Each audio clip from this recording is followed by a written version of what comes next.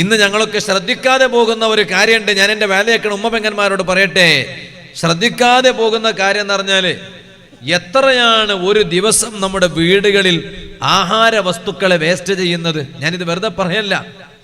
എത്ര സ്ഥലങ്ങളുണ്ട് ഒരു നേരത്തെ അന്നം കഴിക്കാൻ, ഭക്ഷണം കഴിക്കാൻ പൊരുതിമുട്ടുന്ന ജനങ്ങൾ.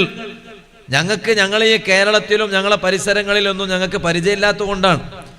ഇന്ത്യയുടെ അകത്ത് മാത്രമല്ല, ഇന്ത്യയുടെ പുറത്ത്, ഇന്ത്യയുടെ അകത്ത് എത്രയോ സ്ഥലങ്ങളിൽ ഒരു നേരത്തെ ഭക്ഷണം കിട്ടാൻ പ്രയാസപ്പെട്ട് ഒരു കെട്ട് ബിരിയാണി, ഒരു പൊതി ബിരിയാണി ഉണ്ടാക്കിയിട്ട് വിതരണം ചെയ്യുമ്പോൾ ഓടി വന്ന് രണ്ട് കൈ നീട്ടിയിട്ട് ഞങ്ങൾക്ക് വേണം, ഞങ്ങൾക്ക് വേണം എന്നിങ്ങനെ ചോദിച്ചു വാങ്ങുന്ന എത്രയോ ചെറിയ ചെറിയ മക്കളുടെ ആ രംഗങ്ങളെ കണ്ണുകൊണ്ട് കാണുമ്പോൾ മനസ്സ് വല്ലാതെ പടയുന്നു. ഉപ്പമാരെ, ഉമ്മമാരെ, ഭക്ഷണം ഒരിക്കലും വേസ്റ്റ് ചെയ്യാൻ പാടില്ല.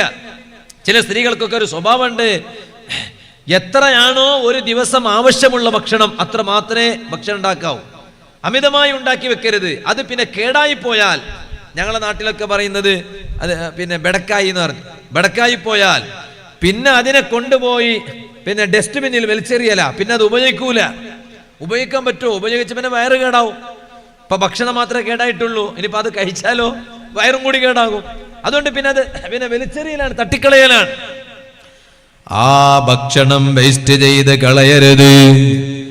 ഇതുപോലെ തന്നെ കല്യാണ വീടുകളിൽ ശ്രദ്ധിക്കേണ്ട കാര്യമാണ്. ചില ആളുകൾ വലിയ ചിലപ്പോ അഹങ്കാരത്തോടെയാണല്ല എന്ന് ഞാൻ പറയില്ല, ഏത് ബാപ്പാന്റെയും ആഗ്രഹമാണ് എന്റെ മകളുടെ കല്യാണം, എന്റെ മകന്റെ കല്യാണം അത് നാട്ടിൽ നല്ല ഉഷാറായ കല്യാണമാകണോ. അത് ബാപ്പ കാണുന്ന സ്വപ്നമാണ്, ശരിയാണ്. പക്ഷേ അതിന്റെ പേരിൽ ഒരുപാട് വിഭവങ്ങൾ ഭക്ഷണം ഉണ്ടാക്കുമ്പോ ആ പുതിയ ആപ്പിളയുടെയും പുതിയ പെണ്ണിന്റെയും ബാപ്പ ചിന്തിക്കണം, ഉത്തരവാദിത്തപ്പെട്ടവർ ചിന്തിക്കണം, ഇവിടെ വന്നു പോകുന്നവർക്ക് കഴിക്കാൻ പറ്റിയത് മാത്രം ഉണ്ടാക്കിയാ പോരെ. ആവശ്യമില്ലാതെ കുറെ അങ്ങ് ഉണ്ടാക്കിയിട്ട് അവസാനം അത് ആരും കഴിക്കാതെ അവസാനം അത് വെളിച്ചെറിയുന്ന ഒരു സ്വഭാവം ഉണ്ടാകാൻ പാടില്ലല്ലോ എന്ന് രക്ഷിതാക്കൾ ചിന്തിക്കേണ്ടതല്ലേ. എന്തേ കാരണമെന്നറിയുമോ? ഭക്ഷണം വേസ്റ്റായി പോയാൽ അല്ലാഹു തആല അവരെ ഒരു കാര്യം കൊണ്ട് പരീക്ഷിക്കുമെന്നല്ലേ ലോക നേതാവായ നബി മുഹമ്മദുർ റസൂലുള്ളാഹി സ്വല്ലല്ലാഹു അലൈഹി വസല്ലമ തങ്ങളെ പഠിപ്പിച്ചത്. നിങ്ങളുടെ ഭക്ഷണം നിങ്ങൾ വേസ്റ്റ് ചെയ്യരുത്, അത് ആ ഭക്ഷണത്തെ ഇൻസൾട്ട് ചെയ്യലാണ്. ഏത് സമുദായമാണ് ഭക്ഷണത്തെ ഇൻസൾട്ട് ചെയ്തത്, അവരെ അല്ലാഹു തആല പരീക്ഷിക്കാൻ പോകുന്നത്. ഇബ്തലാഹുമുല്ലാഹു ബിൽ ജൂഇ, ആ വീട്ടുകാർക്ക് അല്ലാഹു തആല വിശപ്പ് നൽകുകയാണ്. വിശപ്പ് കൊടുത്തിട്ട് അല്ലാഹു തആല ആ വീട്ടുകാരെ പരീക്ഷിക്കുന്നു എന്ന് പഠിപ്പിച്ച നേതാവാണ് റഹ്മത്തുൽ ലിൽ ആലമീൻ സയ്യിദുൽ വറാ നബി മുഹമ്മദുർ റസൂലുള്ളാഹി സ്വല്ലല്ലാഹു അലൈഹി വസല്ലമ തങ്ങൾ. പറയട്ടെ, വീട്ടിലിരുന്ന് ഭക്ഷണം കഴിക്കുമ്പോ പഴയ കാലത്ത് നമ്മുടെ ഉമ്മമാർ, എനിക്കിപ്പോഴും ഓർമ്മയുണ്ട്, എൻ്റെ ഉമ്മ ഉണ്ട്, അല്ലാഹു തആല നമ്മുടെ ഓരോരുത്തരുടെ ഉമ്മമാർക്ക് അവന്റെ പൊരുത്തത്തിലായി നല്ല ആഫിയത്തുള്ള ദീർഘായുസ് നൽകട്ടെ. ഇവിടെ വന്നപ്പോഴും ഞാൻ അതാ ഒരു വീട്ടിൽ കയറി. ആ വീട്ടിൽ ഉള്ളിൽ ഒരു മുറിയിൽ ഒരു ഉമ്മ ഇങ്ങനെ നിലത്തി, ഉമ്മ ഇങ്ങനെ കിടക്കുകയാണ്, കട്ടിലിൽ കിടക്കുകയാണ്. സുബ്ഹാനല്ലാഹ്, ഉമ്മക്ക് വയ്യ, ക്ഷീണമാണ്, രോഗമാണ്. നോക്കുമ്പോൾ പഴയ കാലത്ത് ആലിമീങ്ങൾക്ക് ധാരാളം ഭക്ഷണമുണ്ടാക്കി കൊടുത്ത ഒരു ഉമ്മയാണ്. അല്ലാഹുവേ, ഈ നാട്ടിൽ വിശ്രമിക്കുന്ന കാളിയാറുപ്പാപ്പാന്റെ ബറക്കത്ത് കൊണ്ട് ആ ഉമ്മാമാക്ക് നീ നല്ല ആഫിയത്ത് നൽകണേ അല്ലാ, ആരോഗ്യമുള്ള ദീർഘായുസ് നൽകണേ അല്ലാ, ആ ഉമ്മാന്റെ ക്ഷീണം നീ മാറ്റിക്കൊടുക്കണേ അല്ലാ. അന്ന് ഞങ്ങളിങ്ങനെ ഭക്ഷണം കഴിക്കുമ്പോ ഒരു ചോരെങ്കാലും നിലത്ത് വീണാൽ ആദ്യം തന്നെ ഉമ്മ പറയും, എന്താ പറയണെന്നറിയോ? ഒരു ചോറ് മീത്തും നിലത്ത് ബിരിക്കെങ്ക് നൗഫ, നൗഫ എന്നാ പറയാ, നൗഫല് എന്നല്ലേ. അപ്പൊ അവസാനത്തെ ലാമ് കളയും. ഉമ്മമാരങ്ങനെയാണല്ലോ, നൗഫ അങ്ങനെ വരെ. ഇനിയിപ്പോൾ അത് കേട്ടിട്ട് നാളെ നിങ്ങളങ്ങനെ വിളിക്കണ്ട, നിങ്ങൾ നൗഫൽ സഖാഫി, അത് ഉമ്മയാണ്. ഉമ്മാന്റെ വിളി ലോകത്ത് ഒരാളെ കൊണ്ടും വിളിക്കാൻ കഴിയില്ല. വിളിച്ചാൽ ആ വിളി കേൾക്കാൻ ഇൻട്രസ്റ്റ് ഇല്ല. ഉമ്മ വിളിക്കണ വിളിയാണ്. അപ്പൊ നൗഫ പിന്നെന്താ, മീത്തു ഒരു ചോറ് നിലത്ത് ബിർക്കണു, ആ ജാവ് പട്ടിണി കിടക്കണായി പറയും ജാഗ്രത. ഉച്ചക്ക് ചോറ് കഴിക്കുമ്പോ അങ്ങനെയാണ്. ഉച്ചക്ക് ഭക്ഷണം കഴിക്കുമ്പോ ഉമ്മ പറയും ഒരു ചോറ് മീത്തു നിലത്ത് ബിർക്കണു നൗഫ, ജാഗ്രത. ബിർക്കെങ്കില് ജാവ് ചോറ് തരാല്ല, പട്ടിണി കിടക്കണായി പറയും. ആ അതങ്ങ് മനസ്സിലിരുന്നു. ഇന്നിപ്പോ ഉമ്മമാർക്ക് അത് പറയാൻ നേരണ്ട. അല്ല, ഓരിപ്പോ വേല കേൾക്കണ തിരക്കിലല്ലേ, മൊബൈലിൽ ഫുള്ള് വേല കേൾക്കണ തിരക്കാണ്. മോൻ ഭക്ഷണം കഴിക്കുന്ന സമയത്ത് മകൻ എങ്ങനെ ഭക്ഷണം കഴിക്കുന്നു? മകൻ കഴിക്കുന്നത് ചോറ് നിലത്ത് വീഴുന്നുണ്ടോ? വീണത് അതുപോലെ എടുത്ത് കഴിക്കുന്നുണ്ടോ? ഇല്ല, അതിനൊന്നും നേരല്ല. ഉമ്മ അത് വലിയ അപകടത്തെയാണ് വിളിച്ചു വരുത്തുന്നത്. പിന്നെ പറയും ഭർത്താവിന് കച്ചവടമില്ല, ഭർത്താവിന് ജോലിയില്ല. എന്തുകൊണ്ടാണെന്നറിയോ? ഈ ഭക്ഷണത്തെ ഇൻസൾട്ട് ചെയ്തത് കൊണ്ടാണ്. അവരെ അല്ലാഹു തആല വിശപ്പ് കൊണ്ട് പരീക്ഷിക്കുന്നു. മുത്തുനബി സല്ലല്ലാഹു അലൈഹി വസല്ലം തങ്ങൾ പറഞ്ഞത് വെറുതെ ആവൂല. ഓരോ ഭക്ഷണം കഴിക്കുമ്പോ ചിന്തിക്കണം. ഞാൻ എൻ്റെ വാല കേൾക്കുന്ന യുവാക്കളോട് പറയാണ്, നീ ചിന്തിക്കേണ്ടത് അത് നിന്റെ ഉമ്മ ഉണ്ടാക്കിയ ഭക്ഷണം എന്ന് മാത്രമല്ല, നിന്റെ ബാപ്പ അധ്വാനിച്ചുണ്ടാക്കിയ പണം കൊണ്ട് വാങ്ങിയത് എന്ന് മാത്രമല്ല, ഒന്നും കൂടി വിശാലമായി നീ ചിന്തിക്കണം. അതാണ് ഈ ആയത്തിന്റെ വ്യാഖ്യാനത്തിൽ സൂറത്തു യാസീനിൽ മഹാന്മാരായ ഖുർആൻ വ്യാഖ്യാനം എഴുതിയ മഹത്തുക്കൾ പറയുകയാണ്, ഭക്ഷണത്തെ അങ്ങേയറ്റം എത്ര കണ്ട് നിങ്ങൾക്ക് ബഹുമാനിക്കാൻ പറ്റുമോ അത്ര കണ്ട് ഭക്ഷണത്തെ ബഹുമാനിക്കണം. എന്തേ കാരണമെന്നറിയുമോ?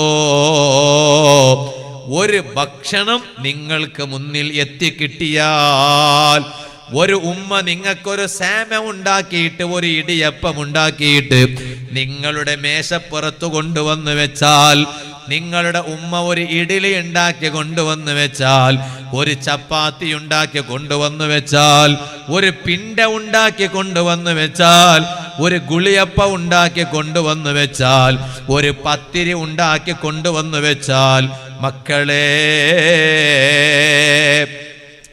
എത്ര ആളുകളുടെ പ്രവർത്തനം അതിലുണ്ടെന്ന് നിങ്ങൾക്കറിയാമോ? കേവലം ഉമ്മാന്റെ പ്രവർത്തനം മാത്രമല്ല, ബാപ്പാന്റെ പ്രവർത്തനം മാത്രമല്ല,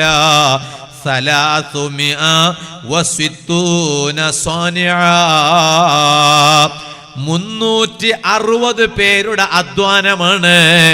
ഭക്ഷണം കഴിക്കുന്ന ആരെങ്കിലും ഇന്ന് വരെ ചിന്തിച്ചിട്ടുണ്ടോ? 360 പേരുടെ അധ്വാനം. ആ അധ്വാനം കൊണ്ടാണ് ഈ ഭക്ഷണം ഉണ്ടായത്. നീ ആ ഭക്ഷണം കഴിക്കുമ്പോ ആ 360 ആളെയും ഒന്ന് മൊത്തത്തിൽ ഓർക്കേണ്ടതാ. അത് ഓർക്കാതെ നിനക്ക് ആ ഭക്ഷണം കഴിക്കാൻ അവകാശമില്ല ചെറുപ്പക്കാരാ, അർഹതയില്ല പെങ്ങളെ. ആ 360 ആളെ ഇപ്പൊ പറയാൻ നിന്നാല് മംഗൽപാണ്ടിന്റെ ഇന്നത്തെ വേള മതിയാ? നിങ്ങൾക്ക് ചിലപ്പോ കേൾക്കാൻ രസം ഉണ്ടാവും. ഒരു ഭക്ഷണം ഉണ്ടാകും 360, ഒരു ഭക്ഷണം കഴിക്കുമ്പോ ഞങ്ങൾക്ക് 360 ആളോട് കടപ്പാടുണ്ടെന്നാ ഖുർആൻ വ്യാഖ്യാതാക്കൾ പറഞ്ഞ്. ആ 360 ആളെ പേര് ഇന്നത്തെ ഒറ്റ വേളിൽ പറഞ്ഞാൽ മതിയാവോ? സമയം മതിയാവൂല. ഇപ്പൊ തന്നെ 10:30 അല്ല, നാളെ എനിക്ക് വേളുള്ളത് മലപ്പുറം ജില്ലയിലാ. കരിങ്ങപ്പാറ ഉസ്താദിന് ഓവറല്ലാഹു മർക്കദ കളിയാറുപ്പാപ്പനെ പോലെ, അവരെ പോലെ വലിയ മഹാനാണ് കരിങ്കപ്പാറ ഉസ്താദിന് ഓവറല്ലാഹു മർക്കദ. മഹാനവരുകൾ ഉസ്താദുമാർക്കൊക്കെ അറിയാം. ഫത്തുഹുൽ മുഈൻ കിതാബൊക്കെ സൈഡിന് നന്നാക്കി കൊടുത്ത മഹാന കരിങ്ങപ്പാറ ഉസ്താദ്. അള്ളാഹു അവരുടെയൊക്കെ ദറജ വർദ്ധിപ്പിക്കട്ടെ. അവരെ ഉറൂസിലാണ് നാളത്തെ വേള മലപ്പുറം ജില്ലയിൽ. അത് കഴിഞ്ഞിട്ട് നേരെ നാട്ടിലെത്തിയിട്ട് പിറ്റേ ദിവസം 2 സ്ഥലത്ത് വേളാണ്. മഗ്രിബിന് മുടിപ്പ് എജു പാർക്കിലും, രാത്രി എഷാഇന് ധർമ്മനഗർ ഉറൂസിന്റെ വേളാണ്. ഇപ്പൊ എല്ലായിടത്തും ഉറൂസിന്റെ സമയമാണല്ലോ. അല്ലാഹു തആല എല്ലാ മഹാന്മാരുടെ പൊരുത്തം അല്ലാഹു നമുക്ക് നൽകട്ടെ. ഇവിടെയും കാളിയാർ ഉപ്പാപ്പാന്റെ ഈ സദസ്സിലേക്ക് വരുമ്പോ ബഹുമാനപ്പെട്ട വടകര ശൈഖ് നവറല്ലാഹു മർക്കദ മഹാനവരുകളെ മഖാമിന്റെ അവിടെ നിന്നാണ് കോള് വന്നത്. ഓര് ജീവിച്ചിരിപ്പുള്ള സമയത്ത് നടത്തിയിരുന്ന ഒരു നേർച്ചയുണ്ട്, മെഹറാജ് നേർച്ച. വടകര ഉപ്പാപ്പ നടത്തിയിരുന്ന മെഹറാജ് റജബില് കാര്യമായിട്ട് നടത്തും. മുമ്പൊരിക്കൽ ഞാൻ അവിടെ പോയി വാല് പറഞ്ഞിട്ടുണ്ട്. ഇത്തവണയും നിങ്ങൾ വാലിന് വരണമെന്ന് പറഞ്ഞപ്പോൾ ഞാൻ വേഗം ഏറ്റു. കാരണം ചില സ്ഥലങ്ങളൊക്കെ കാളിയാർ ഉപ്പാപ്പാന്റെ പരിപാടിക്ക് ക്ഷണിച്ചപ്പോൾ ഏറ്റു, വടകര ഉപ്പാപ്പാന്റെ പരിപാടിക്ക് ക്ഷണിക്കുമ്പോൾ ഏറ്റു, കരിങ്ങപ്പാറ ഉസ്താദിന്റെ. കാരണം അവരുടെ ഒക്കെ ഒരു നോട്ടം ഞങ്ങൾക്ക് ഉണ്ടെങ്കിലേ ഞങ്ങൾക്ക് കിതാബ് നോക്കാനും മുത്താലിമകൾക്ക് ഓതിക്കൊടുക്കാനും നിങ്ങളെ മുന്നിൽ വന്നിട്ടൊക്കെ 2 വാക്ക് ഇൽമ പഠിച്ചത് നിങ്ങളോട് പറയാനൊക്കെ നമുക്ക് ആരോഗ്യം വേണമെങ്കിൽ, തൗഫീക്ക് വേണമെങ്കിൽ ആ മഹാന്മാരുടെ ഒക്കെ പൊരുത്തുണ്ടെങ്കിലേ നടക്കുള്ളൂ. അതുകൊണ്ടാണ് അങ്ങനെയുള്ള സ്ഥലങ്ങൾ വേഗം ഏറ്റെടുക്കാറുള്ളത്. അല്ലാഹു തആല ആ മഹാന്മാരുടെ ഒക്കെ പൊരുത്തം അല്ലാഹു നമുക്ക് തരട്ടെ.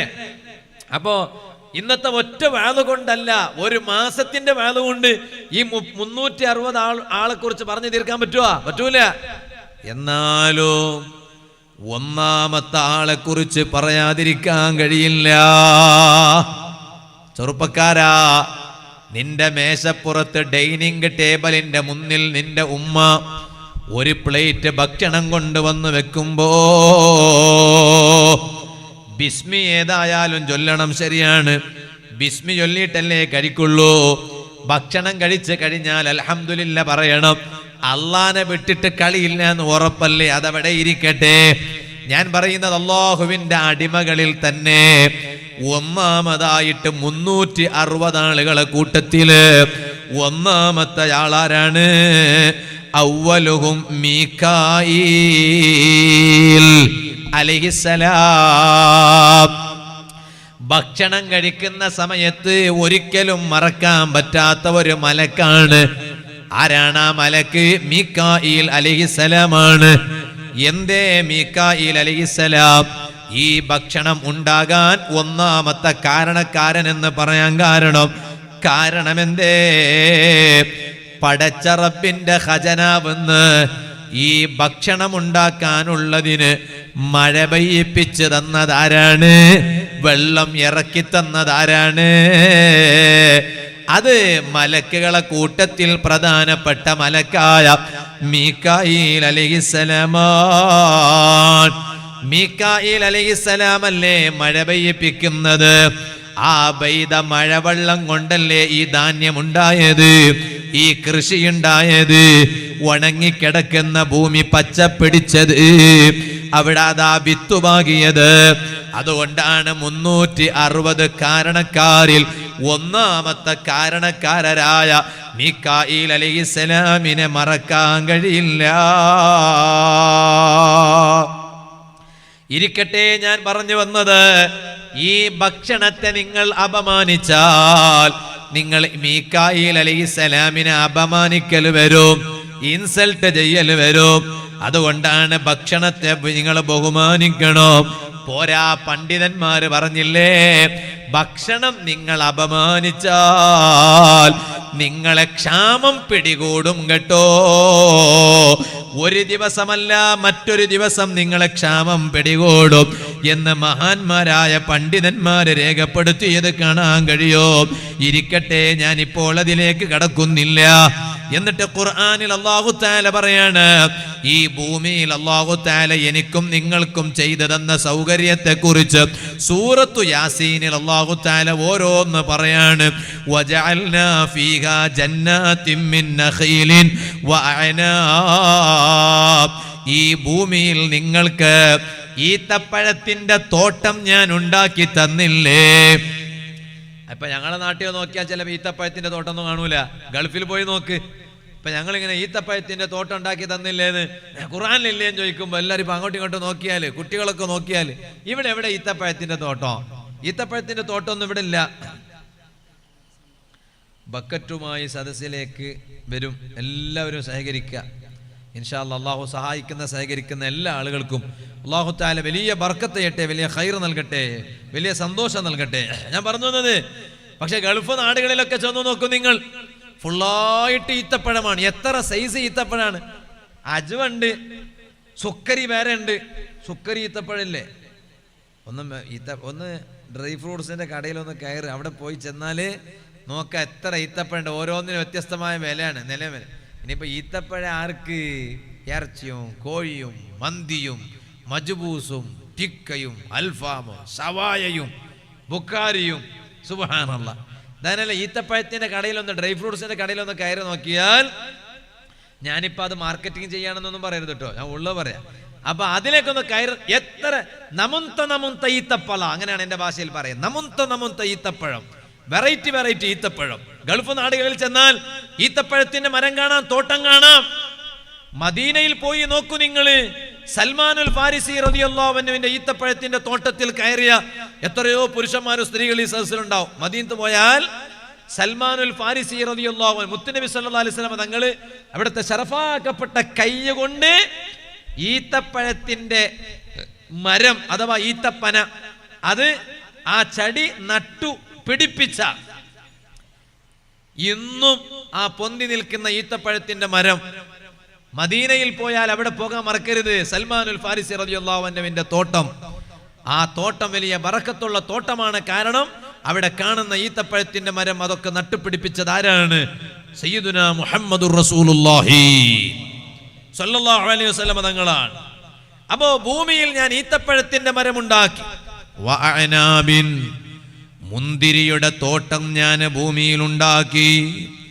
വഫജ്ജർനാ ഫീഹാ മിനൽ ഉയൂനി, ആ ഭൂമിയിൽ കുറെ പുഴകൾ ഉണ്ടാക്കി. ഒഴുകിപ്പോകുന്ന പുഴകൾ കണ്ടില്ലേ?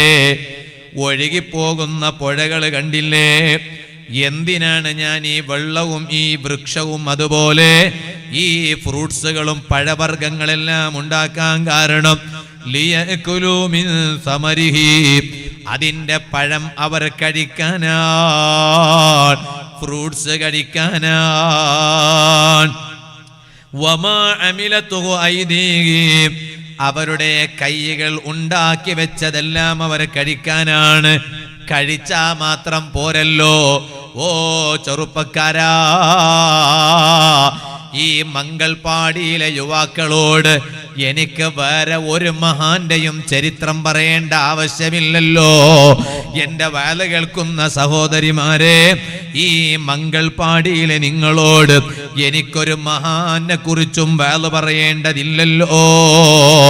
ഇവിടെ അന്ത്യവിശ്രമം കൊള്ളുന്ന, മാതൃകയാക്കാൻ പറ്റിയ വലിയ മഹാനല്ലേ ബഹുമാനപ്പെട്ട ഖാദിയാർ ഉപ്പാപ്പ നവ്വറല്ലാഹു മർഖദ. ആ മഹാനവരുകളുടെ ചരിത്രം തന്നെ പറഞ്ഞാൽ അത് പറഞ്ഞു തീർക്കാൻ കഴിയുമോ? ഇവിടെ ഞാനതാ എൻ്റെ കയ്യിൽ ഒരു ലഘുലേഖ എൻ്റെ കയ്യിൽ കിട്ടി. ഖാദിയാർ ഉപ്പാപ്പാന്റെ ഉറൂസിനോടനുബന്ധിച്ച് ഇറക്കിയതായ ഒരു എഴുത്താണത്. ആ എഴുത്തിൽ ഞാൻ ഇങ്ങനെ സ്റ്റേജിൽ ഇരിക്കുമ്പോൾ അതിലേക്ക് കണ്ണോടിച്ചു നോക്കി. എല്ലാ മഹാന്മാരും മഹാനവരികൾ അംഗീകരിച്ചിട്ടുണ്ട്. ആ കൂട്ടത്തിൽ പറയുന്നു, ശൈഖുന ശംസുൽ ഉലമ ഇ.കെ. അബൂബക്കർ മുസ്ലിയാർ നവ്വറല്ലാഹു മർഖദ അടക്കമുള്ള നിരവധി പണ്ഡിതന്മാർ ഖാദിയാർ ഉപ്പാപ്പയെ കണ്ടും കേട്ടും അനുഭവിച്ചും അറിഞ്ഞത് പിൽക്കാലത്ത് നിരവധി മതസദസ്സുകളിൽ സ്മരിക്കുകയായിരുന്നു. അപ്പൊ അവരുടെ അംഗീകാരം കിട്ടിയ മഹാനാണ് ഖാദിയാർ ഉപ്പാപ്പ. നേരത്തെ ഞാൻ ഇവിടെ വന്ന് ഭക്ഷണം കഴിക്കുന്ന സമയത്ത് ബഹുമാനപ്പെട്ട കെ.സി. ഉസ്താദ് എന്നോട് പറഞ്ഞു, ബഹുമാനപ്പെട്ട സയ്യിദുനാ താജുൽ ഉലമാ തങ്ങൾ ഉപ്പാപ്പ നവ്വറല്ലാഹു മർഖദ മഹാനവരുകൾ പറയാറുണ്ടായിരുന്നു, ഖാദിയാർ ഉപ്പാപ്പാന്റെ അരികിലുള്ള ഇൽമ് അല്ലാഹ് പ്രത്യേകം കൊടുത്ത ഇൽമാണ്, അല്ലാഹ് ഓർക്ക് കൊടുത്ത ഇൽമാണ്. എല്ലാം അള്ളന്നെ കൊടുക്കണ ഇൽമ തന്നെയാണ്. പക്ഷെ എന്നാലും ചില ഇൽമുകളെ കുറിച്ച് അങ്ങനെ പറയും, അത് അല്ലാഹ് കൊടുത്ത ഇൽമാണ് എന്നാരാ പറയണത്? ബഹുമാനപ്പെട്ട താജുൽ ഉലമാ തങ്ങൾ ഉപ്പാപ്പ നവ്വറല്ലാഹു മർഖദ. അതുകൊണ്ടാണ് എനിക്ക് ഈ മംഗൽപാടിയിലെ യുവാക്കളോട് വാള് പറയുമ്പോൾ വേറെ ഒരു മഹാന്റെയും ചരിത്രം പറയേണ്ടെന്ന് ആവശ്യമില്ല. ഖാദിയാർ ഉപ്പാപ്പാന്റെ ചരിത്രം തന്നെ കാണാമല്ലോ. സുബ്ഹാനല്ലാഹ്. നാട്ടുകാരെ കൊണ്ട് കിട്ടുന്ന അംഗീകാരം എന്ന് പറഞ്ഞാല് അത് വലിയ സംഗതിയാണ്. ചില ആളുകളുണ്ട്, ഒരു നാട്ടിൽ 0 ആണ്, പുറത്തു പോയാൽ ഹീറോ ആണ്. ഔട്ട്സൈഡ് ഹീറോ ആണ്, ഇൻസൈഡ് 0 ആണ്. അങ്ങനെയുണ്ട്. പുറത്തു പോയാൽ ഭയങ്കര, നിങ്ങളെ നാട്ടുകാരനല്ലേ അയാള്, ഒക്കു ഭയങ്കര ആളല്ലേ, എന്ത് ആള്, ഒലക്ക ആളല്ല ഇത്. ഓൻ ചടിയിട്ടുകൊണ്ട് പോയിരുന്ന കാലം തൊട്ട് ഞങ്ങൾക്ക് ഓൻ്റെ അണെ പറ അറിയാം. അങ്ങനെ പറയാം. ഓന്നങ്ങനെ കുട്ടിക്കാലം മുതൽക്ക് തന്നെ ഓൻ്റെ എല്ലാ അവസ്ഥ അറിയാം. പോയില്ലേ? പീസ് പോയില്ലേ? അത് പോയി സംഗതി. കാരണം എന്താ? കാരണം ഇപ്പൊ പുറത്തെല്ലാം പോയിട്ട് വലിയ വലിയ ആളാന്ന് ഓന്. അതേ സമയത്ത് ഓന്റെ നാട്ടിലൊക്കെ ഒരു നിലം ബലമില്ല, ഓന്റെ വാക്കിനൊരു ദിന്നില്ല, ഓന്റെ പൽക്കത്തിനൊരു ദിന്നില്ല. അങ്ങനെയാണ് പറയാം. പക്ഷേ ഖാലിയാറുപ്പാപ്പൻ അവറല്ലാഹു മർഖദാ, ഇവിടെ ഈ എഴുത്തിൽ ഞാൻ വായിച്ചു, മംഗൽപാടിയിൽ ജന്മം കൊണ്ട കുഞ്ഞ് അഹമ്മദ് മുസ്ലിയാർ റളിയല്ലാഹു അൻഹു. അപ്പൊ മഹാനവരുകൾ ജനിച്ചത് ഇതേ നാട്ടിലാണ്, മഹാനവരുകൾ വളരുന്നതും ഇതേ നാട്ടിലാണ്. ഈ നാട്ടുകാര് കാണുന്നു, മഹാനവരുകളുടെ ജനനം കാണുന്നു, മഹാനവരുകളുടെ ഉയർച്ച കാണുന്നു, മഹാനവരുകളുടെ വളർച്ച കാണുന്നു. എന്നിട്ടോ മഹാനവരുകൾ എത്ര വയസ്സ് വരെയാണ് ഇവിടെ ജീവിച്ചത്?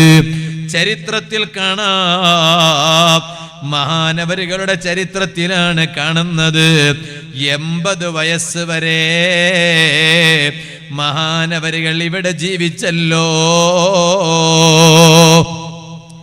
1-2 വയസ്സല്ല മഹാനവരുകൾ ഇവിടെ ജീവിച്ചത്. ഈ നാട്ടിൽ മഹാനവരുകൾ ജീവിച്ചത് എത്ര വയസ്സാണ്? ഞാനിവിടെ വായിക്കുകയാണ്, ഈ അതാ എഴുതി വെച്ചതിൽ വായിക്കുന്നു, 80 വയസ്സ് വരെ മഹാനവരുകൾ ജീവിക്കുകയാണ്. ആ 80 വയസ്സ് വരെ മഹാനവരുകൾ ജീവിച്ചപ്പോ എന്റെ വാല കേൾക്കുന്ന ചെറുപ്പക്കാരെ, ഖാലിയാറുപ്പാപ്പ 80 വയസ്സ് വരെ ജീവിച്ചില്ലേ? ആ ദീർഘകാലം മഹാനവരുകൾക്ക് ജീവിക്കാൻ അല്ലാഹു തആല വലിയ സ്ഥാനം കൊടുത്തില്ലേ? 80 വയസ്സ് വരെ ഒരാൾ ജീവിച്ചാൽ, അതുപോലെ തന്നെ 90 വയസ്സ് വരെ ഒരാൾ ജീവിച്ചാൽ, 100 വയസ്സ് വരെ ഒരാൾ ജീവിച്ചാൽ അവരുടെയൊക്കെ ദുആക്ക് വലിയ ഇജാബത്തുണ്ട് എന്നർത്ഥം. ബാല്യക്കാരോട് ഞാൻ പറയാണ്, ചെറുപ്പക്കാരോട് ഞാൻ പറയാണ്, വയസ്സന്മാരെ കാണുമ്പോ നമുക്ക് ഒരിക്കലും ഒരു തുച്ഛയായി കാണാൻ പാടില്ല. പ്രായമുള്ള ആളെ കണ്ടാൽ കിളവാന്ന് അറിഞ്ഞിട്ട് പോകാനല്ല. ഞാൻ ചെറുപ്പക്കാരോട് ഞാൻ പറയാണ്, പുരുഷന്മാരെ കൂട്ടത്തിൽ യുവാക്കളോട് ഞാൻ പറയാണ്, എന്റെ വാല കേൾക്കുന്ന സഹോദരിമാരെ കൂട്ടത്തിൽ യുവതികളോട് പറയാണ്, പ്രായമുള്ളവർ 80 വയസ്സ്, 90 വയസ്സ്, 100 വയസ്സ്, അവരൊക്കെ ദുആക്ക് ഇജാബത്തുള്ളവരാണ്. ഖാലിയാറുപ്പാപ്പ 80 വയസ്സ് വരെ ജീവിച്ചു. ഞാനിവിടെ നേരത്തെ പറഞ്ഞല്ലോ, കിടത്തത്തിൽ കഴിയുന്ന ഒരു ഉമ്മാനെ കാണാൻ ചെന്നു. ഞാൻ ആ ഉമ്മാന്റെ അരികിൽ പോയി ആ ഉമ്മാനെ ഒന്ന് സന്തോഷിപ്പിക്കാൻ ഞാനൊന്ന് മന്ത്രിച്ചു, ദുആ ചെയ്തു കൊടുത്തു. എന്നിട്ട് ഞാൻ വരുമ്പോ ഞാൻ ഉമ്മാനോട് പറഞ്ഞു, ഉമ്മ ഇവിടെ നിങ്ങൾ ഇപ്പൊ എനിക്ക് ദ്വാരക്കണം, എനിക്ക് ആഫിയത്ത് ഉണ്ടാകാനോ കുറെ കാലം വാള് പറയാൻ ആരോഗ്യം ഉണ്ടാവണോ, അതിന് ഇവിടെ നിങ്ങൾ ദ്വാരക്കണം എന്ന് പറയുമ്പോ ആ ഉമ്മ ഈമാന്റെ പവർ കൊണ്ട് കരയാൻ തുടങ്ങി. അങ്ങനെ അവർക്ക് അങ്ങനെയുള്ള വാക്കുകൾ പറയുമ്പോൾ പ്രായമുള്ളവർ വേഗം കരഞ്ഞു പോകും, കരയാൻ തുടങ്ങി. അപ്പൊ മനസ്സിലാക്കി ഞാൻ, നാവ് കൊണ്ട് ദുആ ചെയ്തില്ലെങ്കിലും മനസ്സുകൊണ്ട് ആ ഉമ്മ ദുആ ചെയ്തിട്ടുണ്ടാവും. അല്ലാഹു ആഫിയത്ത് കൊടുക്കട്ടെ. അതുകൊണ്ട് പ്രായമുള്ള ആളുകളെ കാണുമ്പോൾ നമ്മൾ പിറകോട്ടടിക്കലല്ല വേണ്ടത്. ഫ്രീക്കന്മാരോട് ഞാൻ പറയട്ടെ, യൂത്ത്, ഞങ്ങൾക്ക് ഫ്രീക്കന്മാരോ ഇപ്പൊ വലിയ ഓനാളൊരു ഫ്രീക്കനാ. ഫ്രീക്കൻ എന്ന് പറയുമ്പോൾ സന്തോഷം തോന്നണം, തോന്നണ്ടെന്നല്ല ഞാൻ പറയണേ. എന്നാലും പ്രായമുള്ള ആളുകളെ കാണുമ്പോ അവരെ അടുത്ത് പോയി അവരുടെ 2 വാക്ക് കേൾക്കാൻ അവസരം കാണണം. ഞാൻ എന്റെ വേല കേൾക്കുന്ന പെൺകുട്ടികളോട് പറയട്ടെ, നിന്റെ കോളേജിന്റെ പഠനവും ഡിഗ്രിയുടെ പഠനവും ഒന്നും വേണ്ടെന്നല്ല ഞാൻ പറയുന്നത്. ആ പഠനത്തെക്കാൾ എല്ലാം അപ്പുറമുള്ള പഠനം, ജ്ഞാനം പ്രായമുള്ള നിന്റെ ഉമ്മാമാന്റെ അരികിലുണ്ട്, പ്രായമുള്ള നിന്റെ ഉപ്പാപ്പാന്റെ അരികിലുണ്ട്. അതുകൊണ്ടാണല്ലോ പരിശുദ്ധ ഖുർആനിൽ അല്ലാഹു തആല ജനങ്ങൾക്ക് നൽകുന്ന ആയുസ്സിനെ കുറിച്ച് യാസീൻ സൂറത്ത് അവസാനിക്കുന്ന ഭാഗത്ത് അല്ലാഹു തആല പറയാണ്, വമൻ നുഅമ്മിറുഹു നുനക്കിസുഹു ഫിൽ ഖൽഖി അഫലാ യഅഖിലൂൻ. ഞാൻ അവന് അതാ ആയുസ് നൽകുന്നു. ഖുർആൻ യാസീനിൽ അല്ലാഹു പറയാണ്, വമൻ നുഅമ്മിറുഹു, ഞാൻ അവന് ആയുസ് നൽകിയാൽ, പെട്ടെന്ന് അവനെ ഞാൻ മരിപ്പിക്കാതെ കുറെ വയസ്സ് വരെ ഞാൻ അവനെ നീട്ടിവെച്ചാൽ, നുനക്കിസുഹു ഫിൽ ഖൽഖി, അവനിൽ ഞാൻ ഗതി മാറ്റിക്കൊടുക്കും. നേരത്തെയുള്ള ആരോഗ്യം അവനിൽ ഉണ്ടാകൂല, നേരത്തെയുള്ള നല്ല പ്രസരിപ്പ് അവനിൽ ഉണ്ടാകൂല, നേരത്തെയുള്ള ഓർമ്മ ശക്തി ഉണ്ടാകൂല. ആദ്യം നല്ല ആരോഗ്യമായിരുന്നു ചെറുപ്പക്കാരാ, ഇപ്പൊ നിന്റെ ശരീരം കൊണ്ട് എന്ത് വേണമെന്ന് തോന്നുന്നുണ്ടോ, അത് നല്ലതാണെങ്കിലും ശരി ചീത്തയാണെങ്കിലും ശരി, അത് ചെയ്യാൻ എന്നെ കൊണ്ട് നിന്നെ കൊണ്ട് ആരോഗ്യമുണ്ട്. അതേ സമയത്ത് കുറെ വയസ്സ് വരെ അങ്ങ് ജീവിക്കുമ്പോ ഖുർആനിൽ അല്ലാഹ് പറയുകയാണ്, നുനക്കിസുഹു ഫിൽ ഖൽഖി, ഞാനതാ മാറ്റം വരുത്തുന്നു. പഴയ സൗന്ദര്യം പോയി. പണ്ട് കാണാൻ നല്ല ചന്തോ, കുറച്ച് അച്ചാർ ഞങ്ങൾ ഉമ്മാമ്മമാരെല്ലാം ഉണ്ടാക്കി തന്നെ അല്ലേ. അപ്പൊ ഇന്നത്തെ വാല് എന്ന് പറഞ്ഞാൽ അങ്ങനെ കുറച്ച് അതൊക്കെ ഉപ്പ് തന്നെ ഒരു ഭാഗത്തുണ്ടാവും, പിന്നെ കുറച്ചപ്പുറം അച്ചാറുണ്ടാവും, കുറച്ചപ്പുറം പിന്നെ വേറെ ഒന്നുണ്ടാവും. പണ്ടത്തെ കൊണ്ട് ചരിത്രത്തിൽ കാണാമല്ലോ കഴിഞ്ഞു. എന്താണ് അള്ളാഹ് അവർക്ക് കൊടുത്തപ്പോ അവരെന്നറിയുമോ? ഗഫറല്ലാഹു ലഹു മാ തഖദ്ദമ മിൻ ദംബിഹി വമാ തഅഖറ. ഒരാൾക്ക് 90 വയസ്സ് വരെ അയാൾ ജീവിച്ചാൽ, 90 വയസ്സ് വരെ അയാൾ ജീവിച്ചാൽ, ഇപ്പൊ പറയണ എന്താണെന്നറിയോ? അവനക്ക് എന്തെങ്കിലും ഒരു ടെൻഷൻ വരുമ്പോഴേക്കും പറയാൻ തുടങ്ങി, എന്താ എന്നെ അള്ളൊന്ന് കൊണ്ടുപോയെങ്കിൽ മതിയായിരുന്നു. അത് കൂടുതലും സ്ത്രീകളെ നാക്കുന്ന ആ വാക്ക് പേരിനെ. എന്തിനല്ല എന്നെ ബാക്കി വെച്ചിനേന്ന് അങ്ങനെ ചോദിക്കുകയാണ്. അല്ല എന്തിനാ എന്നെ ബാക്കി വെച്ചിനേ? ഒക്കെ മരിക്കാൻ ആശമാ, എന്തിന് ഈ കിരിക്കിരി ആർക്കാവൂ, അതുകൊണ്ട് ഒന്ന് പോയി കിട്ടിയും നന്നായിരുന്നു. ആഗ്രഹിക്കണ്ട, അങ്ങനെയല്ല ആഗ്രഹിക്കണ്ടേ. എന്ത് വിഷമുണ്ടെങ്കിലും ആരോഗ്യമുള്ള ദീർഘായുസ് എനിക്ക് താല്ലാന്ന് അത് ചെയ്യേണ്ട. കാരണം എന്താ അറിയോ? 90 വയസ്സ് വരെ നിനക്ക് ജീവിക്കാൻ അവസരം കിട്ടിയ ചിലപ്പോ അത് മതി നിനക്ക് സ്വർഗത്തേക്ക് പോകാൻ. ഇത് ഞാനല്ല പറയണത്, സയ്യിദുനാ റസൂലുള്ളാഹി. ആഗ്രഹമുള്ളവരുണ്ടോ? 90 വയസ്സ് വരെ ജീവിക്കണമെന്ന് ആഗ്രഹമുള്ളവർ മേം കൈബോക്കും. ഞാൻ മരുന്ന് പറഞ്ഞുതരാം, എൻ്റെ മരുന്ന് എൻ്റെ അടുത്തുണ്ട്. ആഗ്രഹമുള്ളവർക്ക് മാത്രം പറഞ്ഞെടുത്താൽ മതി. നിങ്ങൾക്ക് വീട്ടിൽ പണങ്ങിയിട്ട് ഭാര്യമാരെ ചൊടിയൊക്കെ ഉണ്ടായിട്ട് വേം മരിക്കണമെന്ന് ആശയമുള്ളവരും തോന്നുന്നുണ്ട്. ഒന്ന് കൈവക്ക് നോക്കട്ടെ. 90 വയസ്സ് വരെ ജീവിക്കണമെന്ന് ആഗ്രഹമുള്ളവർ ഉണ്ട്, എല്ലാവർക്കും ഉണ്ട്. മദ്രസയിൽ പോകുന്ന കുട്ടി കിടക്കുന്നുണ്ട്, മദ്രസയിൽ പോകുന്ന കുഞ്ഞു മോനടക്കം 90 വയസ്സ് വരെ ജീവിക്കണമെന്ന് ആശയുണ്ട്. അല്ലാഹു തആല ഞങ്ങൾക്ക് എല്ലാവർക്കും 90 അല്ല 100 വയസ്സ് വരെ നല്ല ആരോഗ്യത്തോടെ ജീവിക്കാൻ അള്ളാഹു തൗഫീഖ് തരട്ടെ. എങ്ങനെങ്കിലും ജീവിച്ചാൽ പറ്റൂലല്ലോ അല്ലേ? 100 വയസ്സ് വരെ നല്ല ആരോഗ്യത്തോടെ ജീവിക്കാൻ അള്ളാഹു തൗഫീഖ് ചെയ്യട്ടെ. ലൈവായിട്ട് വാല് കേൾക്കുന്ന ഉമ്മ പെങ്ങന്മാർക്കും പുരുഷന്മാർക്കും ഒക്കെ അള്ളാഹു അതിന് ഭാഗ്യം തരട്ടെ. കാരണം എന്താണെന്നറിയോ? 90 വയസ്സ് വരെ ജീവിക്കണമെന്ന് ആഗ്രഹം ഉണ്ടെന്ന് ചോദിച്ചപ്പോൾ നിങ്ങളൊക്കെ കൈപൊക്കിയത് ഞാനും എനിക്കും ആഗ്രഹം ഉണ്ട്, ഇല്ലാഞ്ഞിട്ടൊന്നുമല്ല. എന്തേ? ഈ ദുനിയാവിന്റെ ചന്ത എങ്ങനെ നോക്കിയിരിക്കാനൊന്നുമല്ല. പിന്നെ 90 വയസ്സ് എത്തിയ ഒരാൾക്ക് അല്ലാഹു തആല ഈ ദുനിയാവിൽ ഒരു മഹത്വം കൊടുക്കുന്നു, ഒരു ബല കൊടുക്കുന്നു, മറ്റാർക്കും ഇല്ലാത്തൊരു ബല. ഇത് ഞാനല്ല പറയുന്നത്, റഹ്മത്തുൽ ലിൽ ആലമീന മുഹമ്മദുർ റസൂലുള്ളാഹി. എന്താണ് ആ ബല? ആ മനുഷ്യന്റെ ജീവിതത്തിൽ മുൻകാലങ്ങളിൽ കഴിഞ്ഞു പോയ പാപങ്ങളും ഇനി ശേഷമുള്ള പാപങ്ങളെല്ലാം അല്ലാഹ് പുറത്തു കൊടുക്കുന്നു. 90 വയസ്സെത്തിയ ആൾക്ക് അല്ലാഹു ഈ ദുനിയാവിൽ കൊടുക്കുന്ന വലിയ സമ്മാനമാ, വലിയ ബഹുമാനമാ. കാരണം ആ 90 വയസ്സിനിടയിൽ ആ മനുഷ്യൻ ഒരുപാട് പ്രയാസങ്ങൾ സഹിച്ചിട്ടുണ്ടാകും, ഒരുപാട് ക്ഷീണങ്ങൾ അനുഭവിച്ചിട്ടുണ്ടാകും, ഒരുപാട് രോഗങ്ങൾ സഹിച്ചിട്ടുണ്ടാകും.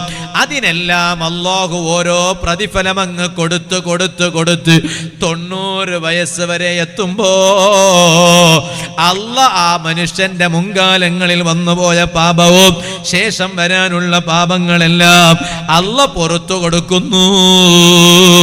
ഇത് 90 വയസ്സ് എത്തിയ ഒരാളെ പവറാണെങ്കിൽ ഇനി ഒന്നും കൂടി പറയട്ടെ. ഓ ചെറുപ്പക്കാരാ, നിന്റെ ഉപ്പാപ്പാനെ കാണുമ്പോ നീ അതാടാ ചിന്തിക്കേണ്ടത്. എന്റെ വേല കേൾക്കുന്ന പെങ്ങളെ, പ്രായം ചെന്ന 90 വയസ്സെത്തിയ നിന്റെ മാമയില്ലേ, നിന്റെ ഉമ്മാമയില്ലേ, നിന്റെ ബലമയില്ലേ?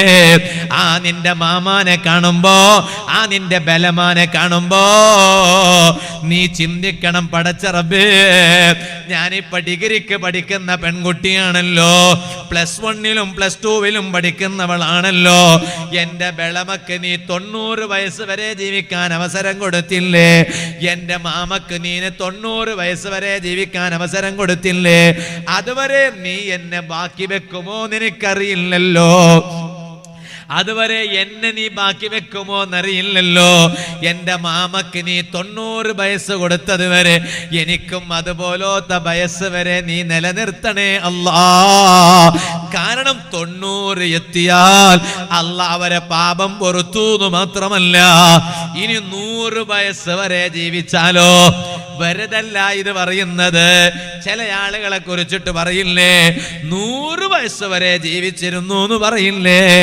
100 വയസ്സ് വരെ ഒരാൾക്ക് ജീവിക്കാൻ അവസരം കിട്ടിയ ഹബീബായ നബി സല്ലല്ലാഹു അലൈഹി വസല്ലം തങ്ങൾ പറയാണ്, അതിന്റെ ഇടക്ക് ഞാൻ പറയട്ടെ, 90 വയസ്സ് വരെ ജീവിച്ച അവർക്ക് അവരെ പാപങ്ങൾ മാത്രല്ല ട്ടോ അല്ലാഹ് പുറത്തു കൊടുക്കുന്നത്.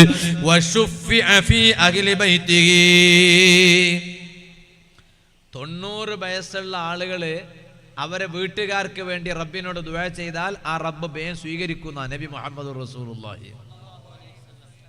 എങ്ങനെയുണ്ട്? ഞങ്ങൾക്ക് ഇന്നിപ്പോ ഉപ്പാപ്പാന്റെ ബാല്യക്കാർക്ക് ചെറുപ്പക്കാർക്കൊക്കെ ബാറ്റും ബോളും പിടിച്ചിട്ട് ഗ്രൗണ്ടിൽ ഇറങ്ങാനേ നേരം, ഫുട്ബോളും പിടിച്ചിട്ട് കാലുകൊണ്ട് ചവിട്ട് പന്ത് കളിക്കാനേ നേരം. പ്രായമുള്ള ഉപ്പാപ്പ വീട്ടിന്റെ ഉള്ളിലുണ്ട്. ആ ഉപ്പാപ്പന്റെ അടുത്ത് പോയിട്ട് ഇരുന്നിട്ട് 2 വാക്ക് തമാശ പറയാൻ. കാരണം അവർക്ക് ദുനിയാവിൽ വേറൊന്നുമില്ലല്ലോ. ഇനിയിപ്പോൾ ആകെ ഈ പുള്ളി എന്നല്ല ഇവിടെ പറയാം. ഈ പുള്ളിയും ചല്ലിയും, ചല്ലി എന്ന് പറഞ്ഞാൽ അതിന്റെ ഒന്നും കൂടി സ്റ്റെപ്പ് താഴെയാണ്. പുള്ളിന്റെ കുട്ടിക്കാണ് ചല്ലി. ഇവിടെ അങ്ങനെ പറയും. ഈ പുള്ളിയും ചല്ലിയും ഒക്കെ വന്നിട്ട് ഇങ്ങനെ സംസാരിക്കലല്ലാതെ അവർക്ക് വേറെ സുഖം ഈ ദുനിയാവിലില്ല. അവർക്ക് എന്താ ഐസ്ക്രീം വേണം, അവർക്ക് എന്താ ഡ്രീം കേക്ക് വേണം. ഒരു ഡ്രീം കേക്കും വേണ്ട, ഒരു തിരമിസ് ഐസ്ക്രീമും വേണ്ട, മുച്ചിരിക്കണ വേണ്ട, ഒന്നും വേണ്ടട ഉപ്പാപ്പാക്ക്. നീ പോയിട്ട് 2 മധുരത്തെ 2 സംസാരം പറഞ്ഞ മൂപ്പർക്ക് വേറെ ഒന്നും വേണ്ട. മൂപ്പർക്ക് സ്വർഗം തന്നെ. നിന്റെ തൊള്ളക്കൂടെ വരുന്ന ഈ നല്ല മധുരമുള്ള വാക്കുണ്ടല്ലേ, അതന്നെയാണ് അവർക്ക് സ്വർഗം. പിന്നെ അവർക്ക് ദുനിയാവിൽ വേറെ ഒന്നുമില്ല. ഓർക്ക് ഷോപ്പിംഗ് മോൾ ഉണ്ടാ, ഓർക്ക് ഹൈപ്പർ മാർക്ക് ഉണ്ടാ, ഓർക്ക് വാട്ടർ പാർക്ക് ഉണ്ടാ, ഓർക്ക് വെള്ളച്ചാട്ടം ഉണ്ടാ, ഓർക്ക് പിന്നെ ചാർമാടി കാട്ടി ഉണ്ടാ, അല്ലെ ഓർക്ക് വേറെ എന്തെങ്കിലും സീന കാണാനുണ്ടാ, ഓർക്ക് സെൽഫി ഫോട്ടോ എടുക്കാനുണ്ട്. ഒന്നുമില്ല. പുള്ളിന്റെ 2 നല്ല മധുരമുള്ള സംസാരം മതി. എന്നാൽ ഇടക്കിടക്ക് നിന്റെ ആ 90 വയസ്സെത്തിയ നിന്റെ ഉമ്മാമാനോട് പോയി ദുആ ചെയ്യിപ്പിക്കുന്നീ. എന്താ കാരണം അറിയോ? ആ വയസ്സെത്തിയ ഉമ്മാമയും ഉപ്പാപ്പയും ആ വീട്ടുകാർക്ക് വേണ്ടി ദുആ ചെയ്താൽ അവരെ ദുആ അല്ലാഹ് സ്വീകരിക്കും. ഇതുപോലെ 100 വയസ്സുള്ള ഒരാൾക്ക് അല്ലാഹ് കൊടുക്കുന്നൊരു ബഹുമാനമാണ്. ഒരാൾക്കൊരു 100 വയസ്സെത്തിയ അയാളെ വിചാരണം ചെയ്യാൻ അല്ലാഹ്ക്ക് പോലും നാണമായി പോയി.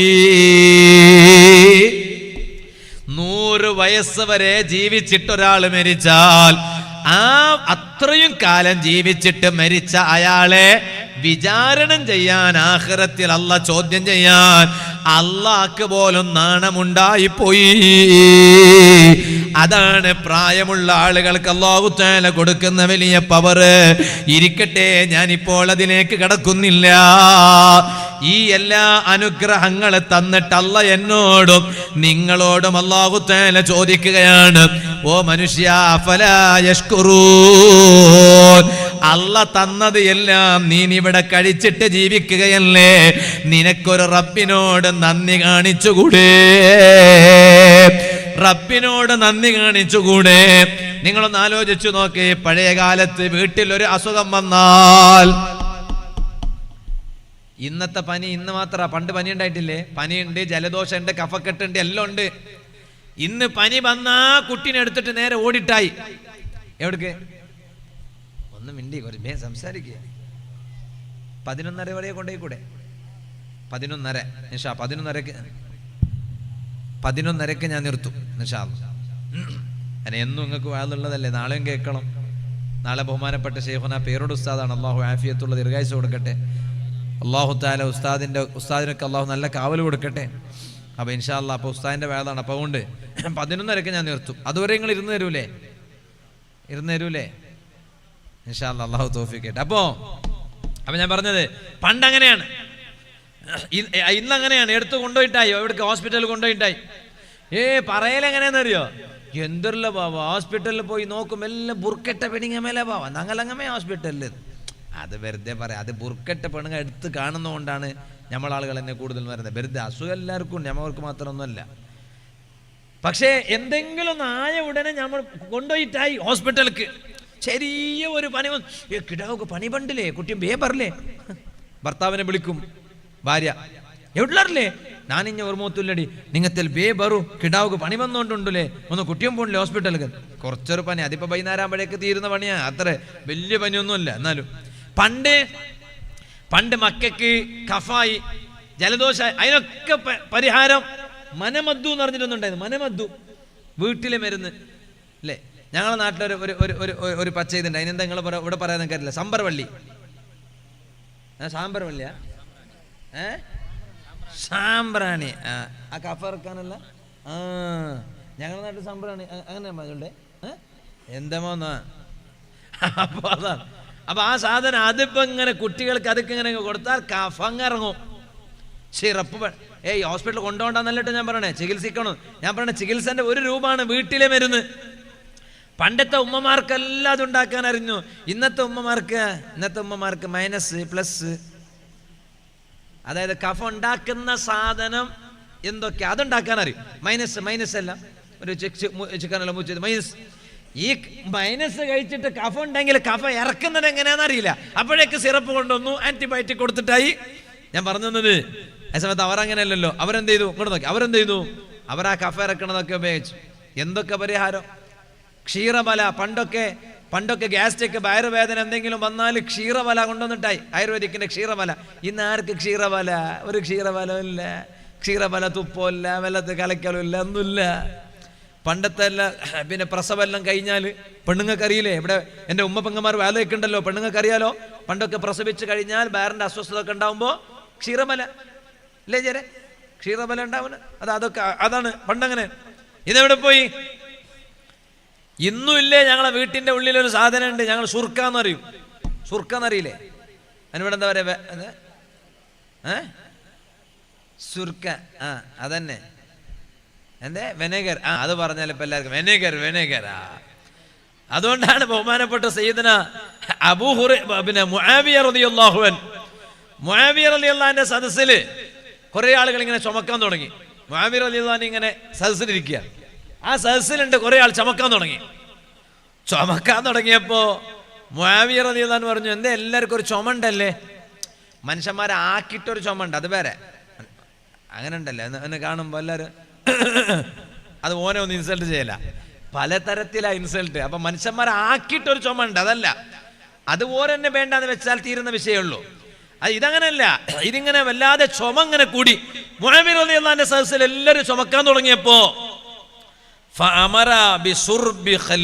അങ്ങനെയാണ് പറഞ്ഞത് ഈ സുർക്ക കുടിക്കാൻ വേണ്ടി പറഞ്ഞു മുആവിയ റളിയല്ലാഹു അൻഹു സുർക്ക കുടിച്ചാൽ നിങ്ങളെ ചുമയെല്ലാം മാറും ഇരിക്കട്ടെ ഞാൻ പറഞ്ഞു വന്നത് ആ പരിശുദ്ധ ഖുർആനിൽ അല്ലാഹു തആല ഓരോ വിഷയങ്ങൾ ഇങ്ങനെ പറഞ്ഞിട്ട് ഖുർആനിൽ അല്ലാഹു തആല പറയുന്നു ആളുകളങ്ങ് സ്വർഗ്ഗത്തിലെത്തിയാൽ നല്ലവരായ ജനങ്ങൾ ആ ജനങ്ങളങ്ങ്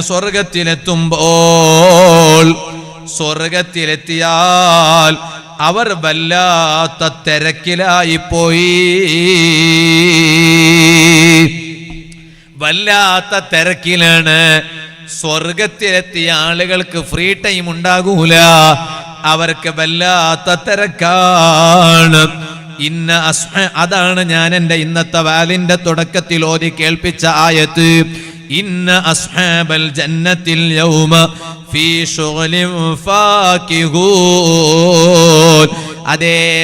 അതേ പരലോകത്ത് ആളുകളെല്ലാം സ്വർഗത്തിൽ വരുമ്പോ അവർ സ്വർഗത്തിൽ അവർക്ക് ലഭിക്കുന്ന അനുഗ്രഹങ്ങൾ ആസ്വദിക്കുന്നതിന്റെ വല്ലാത്ത തിരക്കിലാണ് മറ്റുള്ള ഒന്നിലേക്കും നോക്കാൻ അവർക്ക് നേരമില്ല മറ്റുള്ള ഒന്നിനെയും ശ്രദ്ധിക്കാൻ അവർക്ക് നേരമില്ല പടച്ച റബ്ബ് ഞങ്ങളെ എല്ലാവരെയും കുടുംബസഹിതം അല്ലാഹു ഞങ്ങളെ സ്വർഗത്തിൽ എത്തിച്ചു തരട്ടെ ഞാൻ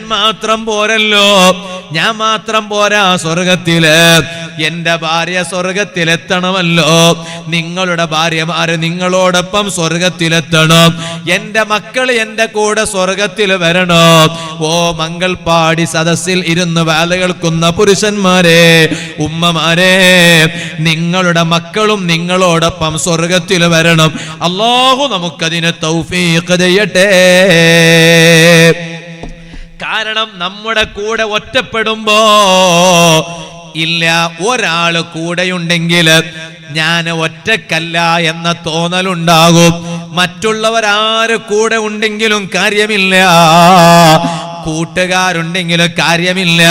പറയും ബ്രോ ബ്രോ ബ്രോ ബ്രോ, എന്റെ ബ്രോ ആണ്, ബ്രദറാണ്, കൂട്ടുകാരനാണ് എന്നിങ്ങനെ പറയും. എന്നാലും കൂട്ടുകാരനെ കൊണ്ട് മാത്രമല്ലല്ലോ, അതേ ഒരു ഭാര്യ കൂടെയുണ്ടായാൽ ഒരു ഭാര്യക്ക് വേണമെങ്കിൽ ഉമ്മാന്റെ സ്നേഹം നൽകാൻ കഴിയുന്നു.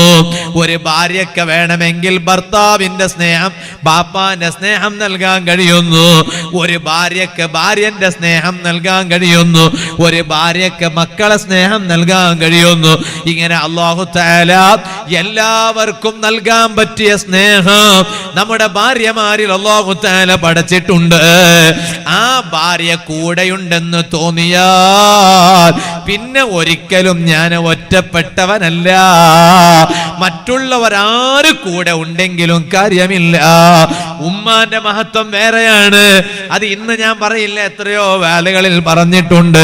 അതേ സമയത്ത് ഭാര്യമാരെന്ന് പറഞ്ഞാൽ അവർ കൂടെയുണ്ടെങ്കിലോ ഒരിക്കലും ഞാൻ ഒറ്റപ്പെട്ടവനല്ല.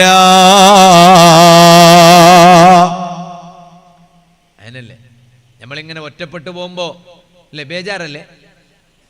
ഒരു വലിയ പോരാന്ന് പറഞ്ഞാൽ അതിന്റെ ഉള്ളിൽ എല്ലാം ഉണ്ട്. സ്വർഗം മാത്രമല്ല ബാക്കി എല്ലാം ഉണ്ട്. ആ വീട്ടിന്റെ ഉള്ളിൽ പോയി ഒറ്റക്കിരിക്കുകയാണ്. അതിനൊരു മജ ഉണ്ടാവുക ഇല്ല. പിന്നെ ആര് വേണം കൂടെ? അല്ല, ഉമ്മ വേണം. ഉമ്മ ഉണ്ടായിട്ട് ആ പൊരം കിട്ടിയ എല്ലാം കിട്ടിയേ. ഉമ്മ ഇല്ലാതെ ഉമ്മ പുറത്തുനിന്ന് വന്ന പെണ്ണല്ലേ? ഉമ്മ പുറത്തുനിന്ന് വന്നതാ? ഉമ്മ ബാപ്പല്ല, പുറത്തുനിന്ന് വന്ന പെണ്ണല്ല. പുറത്തുനിന്ന് വന്ന ഒരു പെണ്ണില്ലേ, അതാരാണ്? ഭാര്യ. ഭാര്യ ഉണ്ടെങ്കിലേ നമ്മൾ ഒറ്റപ്പെട്ടിട്ടില്ല എന്ന് തോന്നും. ഇത് ഞാനല്ല പറയണേ, നിങ്ങൾ ഉമ്മാന്റെ ആളാകണ്ടെന്നല്ല ഞാൻ പറയണേ. ഞാൻ എത്ര എൻ്റെ ഉമ്മാനെ കുറിച്ച് വാദമുണ്ട്. എൻ്റെ ഉമ്മ എന്ന് പറഞ്ഞ എൻ്റെ ഉമ്മനെ കുറിച്ച് മാത്രം പറഞ്ഞ 2 മണിക്കൂറിന്റെ വാദമുണ്ട്. നിങ്ങൾക്കറിയോ? എൻ്റെ ഉമ്മ എന്ന് മാത്രം പറഞ്ഞ 2 മണിക്കൂർ കർണാടകയിലെ ഒരു സ്ഥലത്ത് പറഞ്ഞ വാദമാണ്. അതിൽ കൂടുതലും ഞാൻ വിഷയം പറഞ്ഞ എൻ്റെ ഉമ്മാനെ കുറിച്ച് മാത്രം. എൻ്റെ ഉമ്മ നൗഫൽ സഖാഫിന്റെ ഉമ്മ എനിക്കിപ്പോഴും ഓർമ്മയുണ്ട്. ആ ഉടുപ്പി ഭാഗത്ത് പറഞ്ഞ വാദാണത്. ഉമ്മല്ലുണ്ട്. ഉമ്മ പുറത്തുനിന്ന് വന്ന പെണ്ണൊന്നുമല്ല. ഉമ്മ ഞങ്ങൾക്ക് ജന്മം തന്ന ഉമ്മയാണ്. ഉമ്മാന്റെ മഹത്വം പിന്നെ അത് പറഞ്ഞിട്ട് തീർക്കാൻ കഴിയില്ല. അത് ഒന്നും കഴിയില്ല. പറയാൻ നമുക്ക് അർഹതയല്ല ഉമ്മാന്റെ മഹത്വം. പിന്നല്ലേ പറഞ്ഞ് തീർക്കണേ. അപ്പൊ ഞാൻ പറഞ്ഞു തന്നത്, ഭാര്യ കൂടെ ഉണ്ടെങ്കിലോ എങ്കിലും എല്ലാത്തിനും. ഓനൊരു ടൂറിന് പോയി, ഒറ്റക്ക് പോന്നെ. ഓൻ എന്താ ടൂർ? ഓൻ ടൂറിനല്ല, ടൂറാൻ പോന്നതല്ലേ. ടൂറിന് എന്തിനാ മനുഷ്യ ഒറ്റക്ക് പോന്നേ? ടൂറിനെല്ലാം പോകുമ്പോ കൂടെ ഭാര്യയല്ലേ വേണ്ടേ? ഒരു സ്ഥലത്തേക്ക് പോകുമ്പോ ഭാര്യയല്ലേ? നമ്മൾ ഒറ്റപ്പെടൂലാന്ന് തോന്നല അങ്ങനല്ലേ അല്ലേ? നമ്മൾ ഒറ്റപ്പെട്ടിട്ടിരിക്കുമ്പോ നമുക്ക് വളരെ വേണ്ടപ്പെട്ട ഒരാളെ ശബ്ദം കേട്ടാൽ അൽഹംദുലില്ലാ സന്തോഷായി. അതുകൊണ്ടല്ലേ മിഅ്റാജിന്റെ രാവ്, റജബ് 27-ാം രാവ് മിഅ്റാജിന്റെ രാവാണ്. ആ മിഅ്റാജിന്റെ രാവിൽ ഹബീബായ നബി സല്ലല്ലാഹു അലൈഹി വസല്ലമ തങ്ങൾ അതാ 7 ആകാശങ്ങൾ മറികടന്നു പോവുകയാണ്. അള്ളാനെ കാണാനാണ്. കൂടെ ആരുണ്ട്? മലക്കുൽ മുഖറബായ മലക്ക് ജിബ്രീൽ അലൈഹിസ്സലാം കൂടെയുണ്ട്. പക്ഷേ ജിബ്രീൽ അലൈഹിസ്സലാമിന് ഹബീബായ നബി സല്ലല്ലാഹു അലൈഹി വസല്ലം തങ്ങൾ പോകുന്ന സ്ഥലം വരെ ജിബ്രീൽ അലൈഹിസ്സലാമിന് പെർമിഷൻ ഇല്ല. ഒരു പരിധി വരെ മാത്രമേ ജിബ്രീൽ അലൈഹിസ്സലാം കൂടെയുള്ളൂ. അതിന്റെ അപ്പുറം മുത്ത് നബി സല്ലല്ലാഹു അലൈഹി വസല്ലമ തങ്ങൾ ഒറ്റക്ക് പോകേണ്ടതാണ്. അതിന്റെ അപ്പുറം ജിബ്രീൽ അലൈഹിസ്സലാമിന് പ്രവേശനമില്ല. അതല്ലേ പദ്യത്തിൽ കാണുന്നത്, ദഅനി തഖദ്ദം യാ ഹബീബി ലാ തഖഫ് അബ്ശിർ തുനാജി റബ്ബകൽ ഖയ്യൂമ